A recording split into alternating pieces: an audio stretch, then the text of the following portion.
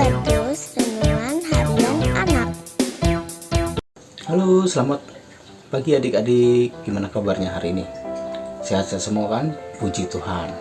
Mari sebelum kita akan memulai aktivitas kita pada pagi hari ini, kita akan belajar firman Tuhan terlebih dahulu. Tapi sebelumnya kita akan berdoa.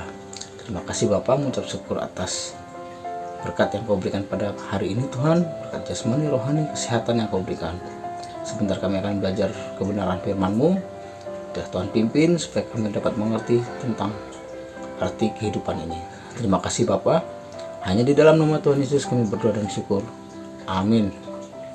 Nah adik-adik, pada hari ini firman Tuhan diambil dari 2 Korintus 9 ayat 6 sampai dengan 15 dengan judul Memberi dengan Sukacita. Dalam perikop Alkitab yang kita baca hari ini ialah tentang tabur tuai. Jika ada seorang petani yang sedang menaburkan benih, maka petani itu akan merasa kehilangan benih itu ketika benih itu jatuh dari genggaman tangannya. Tapi sebenarnya benih itu tidak hilang begitu saja, karena ada harapan bahwa benih itu akan memberikan hasil yang berlipat ganda di kemudian hari. Nah, jika petani ingin terus menggenggam benih itu, maka ia tidak akan memanen hasil sama sekali. Sementara petani yang melepaskan benih yang lebih banyak, pastilah dia akan menghasilkan panen yang lebih banyak pula.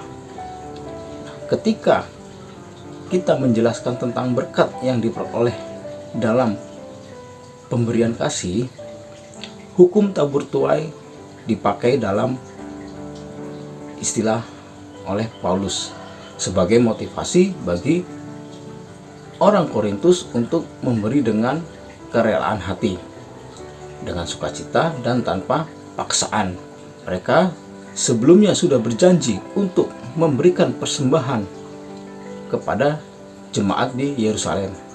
Nah, jemaat di Korintus tidak terlalu takut akan kekurangan kalau memberi, sebab Allah akan memberkati mereka. Mereka yang bermurah hati dalam memberi, mereka justru akan berkelimpahan dalam segala sesuatu.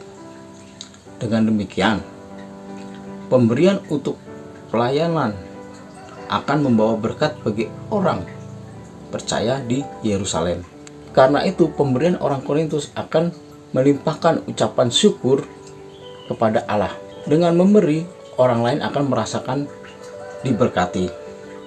Dan dengan perbuatan memberi dengan sukacita, banyak orang yang akan percaya kepada Yesus Kristus.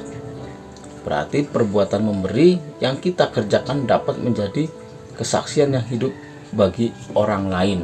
Pemberian yang terbaik bagi pelayanan dan pembangunan jemaat adalah pemberian yang dilandasi keterbukaan tanpa paksaan.